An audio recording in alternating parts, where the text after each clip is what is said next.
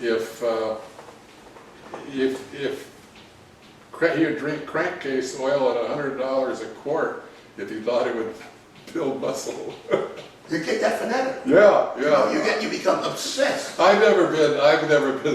No, because we were so competitive. Yeah. See, you weren't that competitive. No, I'm competitive. Believe me, I'm competitive when I'm out there. You weren't like crazy. We were like crazy. Oh yeah, I wouldn't do anything. Yeah. But you see, that the point simply is, look at how well you've done. See, you're a perfect example for every man that's not 79, 80. You're an example for guys in their 30s because you're telling them eat right, live right, be cool, and pace yourself, and you have a nice ending. Like you're not ending. See, because you're still going. See, life is a journey. Right. No round trip on life. Right.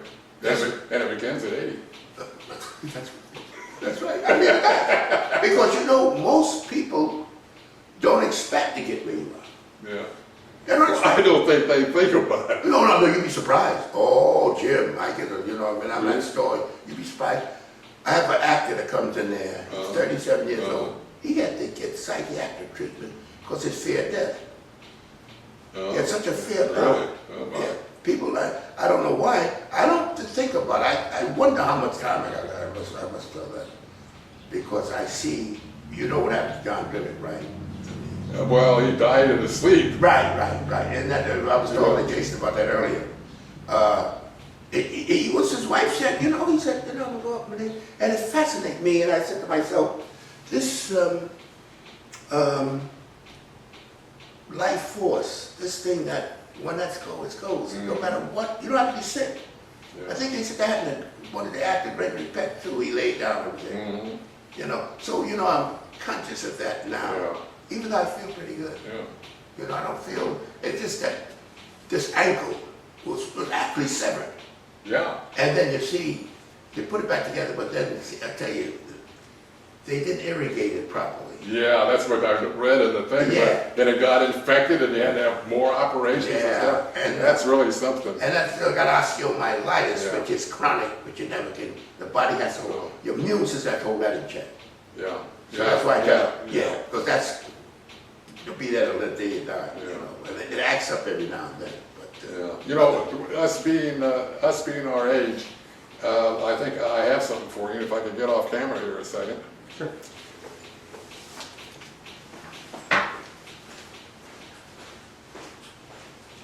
See this? No, I don't want to know why. But you didn't have protein before you came over. Huh? But you had some protein before I you had came a over. little bit, not enough. But I had We'll I had one pack of. We'll go hit that fish. You listened, you born you together. Leroy, you're an inspiration to me, so I got you a Life Begins at 80 t-shirt for you. I hope it's big enough. Let me see. Extra large, yeah, that's fine. Yeah, that's fine. Extra large is on. And I'm gonna fill this up right now. Right now, we double XL. Oh, that's beautiful. I like that. That's nice of you, Jim. Very nice. It's my pleasure. Yeah, that's really nice. Now this interview isn't coming to an end because, unless you have to go, because we've got a lot to yip yap about. You guys want to go to out to eat? There's a nice little place right down the street, right down on the boardwalk there, and it's open till how long, but you get food there. You get protein. Well, I was, you ever been to the fish company? I've been to the fish company. Yeah, we had passed there. That's where I told them we were gonna. Is that better than the fish company? It's more. It's better as far as the scenery. It's right on the beach. And but if you're not into beer or something like that, it's not as the fish company's good. Yeah, I think he's craving the fish company. He saw that, he pointed that fish company out. Okay. Yeah, I haven't been there in years. Yeah. I used to live in this area. Oh, you did? Yeah, I used to live in Marina. You talked about prioritizing. I wanted to tell you a couple of stories. I really appreciate this. It's okay.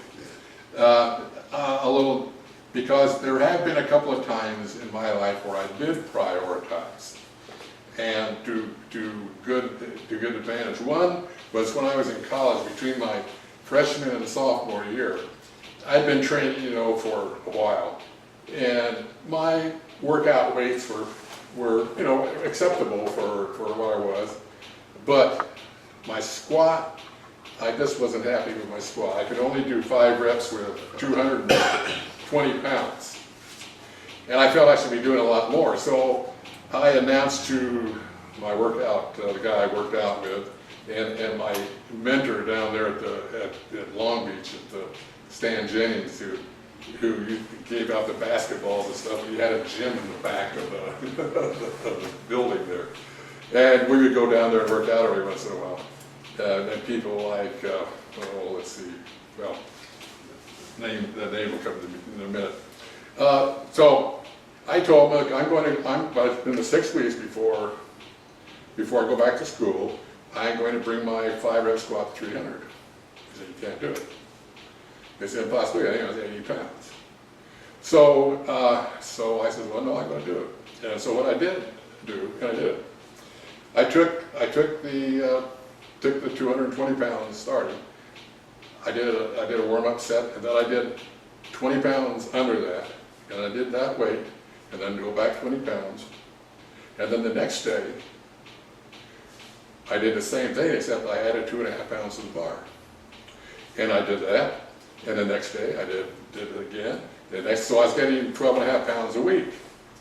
And I went all the way up to I was around 290 pounds before I got stuck. At the bottom, I yelled out for my dad to help pull the thing that was in the garage. He about wrecked his back, and it could have, and it kind of came crashing down. Did you put collars on your bars? No.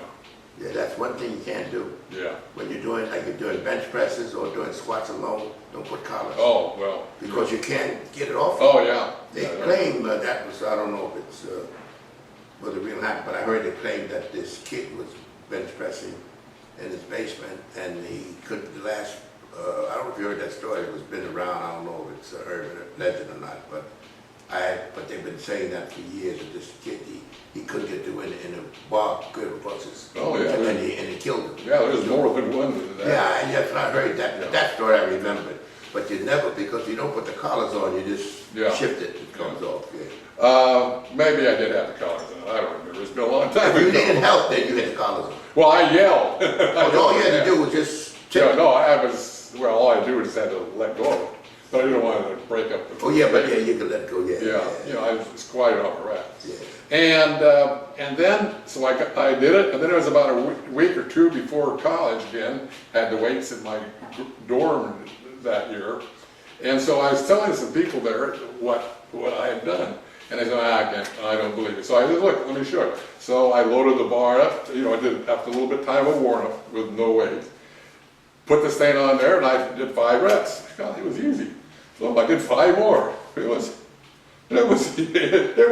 So I did 5 more, and it's getting a little harder, and I thought to myself, well, what the heck, I've proven what I was going to do. And so I racked the third day bucket, those guys are buys are fucked out.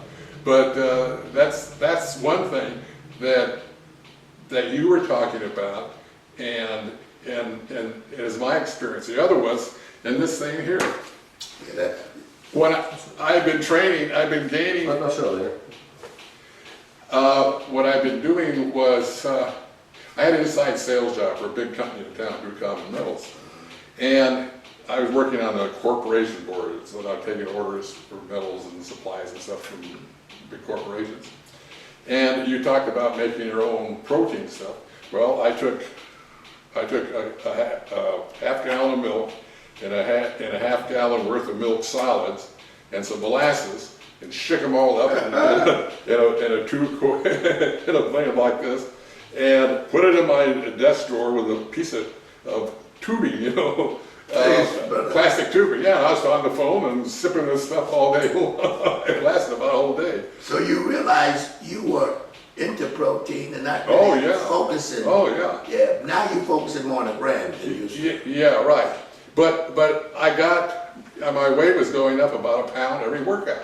which was 3 workouts, so maybe 3 pounds a week. And my waist was up to say 35 pounds, and I weighed 200 pounds, but my arm hadn't reached they hadn't reached 17. They were under 17, and they should be, I expected I should have 18-inch arms by then. So I says, okay, I remembered the squatting thing, where I didn't gain any weight at all in that, but I did gain this because of the reps were low. I did gain the strength. So I says, what I'm going to do is I'm going to not go to Tanny's gym where my wife had gotten a life membership for $100, and I had an extra one, and so they gave me one. She didn't train, but I did. You had a big chain of those big Yeah. And so I started training just arms at home, because I had a pretty good gym at home. I just trained arms, and sure enough, they averaged out over 18 inches. But you see, in a very fat form. But my waist added another 3 inches.